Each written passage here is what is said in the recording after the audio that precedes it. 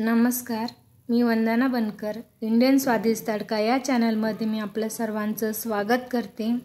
आज आपण बनवूया पाकातले बेसनाचे लाडू एकदम अचूक प्रमाणात. चला तर मग रेसिपीची सुरुवात करूया.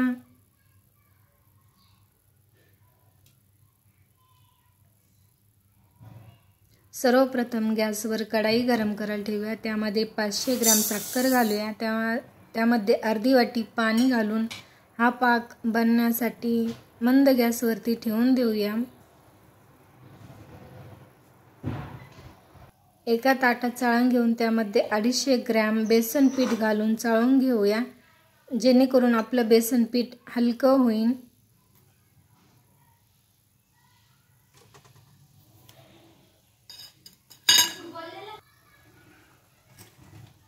त्यामध्ये 1 चिमूटभर मीठ घालूया. कुठल्याही गोड पदार्थाला चिमूटभर मीठ घातल्याने त्याची चव दुप्पट होते. थोडं थोडं पाणी ॲड करून घट्ट पीठ भिजवून घेऊया. पीठ घट्टच भिजवा. छोट्या छोट्या गोळ्या करून घेऊया. पीठ न लावता याच्या पुऱ्या लाटून घेऊया. अशा पद्धतीने माझ्या इथे 9 पुऱ्या तयार झाल्या आहे. एक कढाई घेऊया.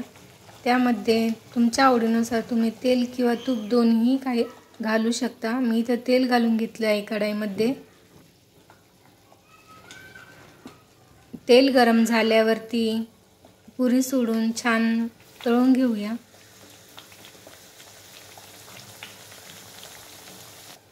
बघा, अशा पद्धतीने मी पुरी तळून घेतली आहे ब्राऊन कलरमध्ये. आपल्या सर्व पुऱ्या इथे तळून झाल्या आहे. हे पुऱ्या आपण याचे तुकडे तयार करून घेऊया आणि लगेच गरम असतानाच मिक्सरमध्ये दळून घेऊया. थंड झाल्यावरती ही पुरी मिक्सरमध्ये दळून निघत नाही चांगली. अशा पद्धतीने सर्व पुऱ्या आपण तळून घेतल्या आहे. 5 ते 6 विलायची आणि 1 चमचाभर साखर मिक्सरमध्ये बारीक करून घेऊया आणि बनवलेल्या मिश्रणमध्ये ॲड करूया. हे मिश्रण एकजीव करून घेऊया.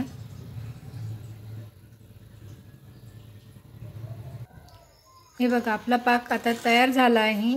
पाक तयार झाला आहे कसं ओळखायचं? ज्यावेळेस आपण स्पूनवरती पकडतो त्यावेळेस जेव्हा थेंब गळते, ते थेंब तारा तुटतात, तेव्हा समजायचे की 2 तारी पाक तयार झाला आहे. त्यामध्ये मिश्रण ॲड करून घेऊया.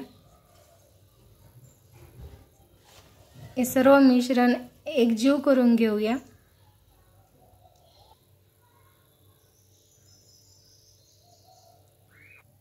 आणि अशा पद्धतीने लाडू बांधून घेऊया.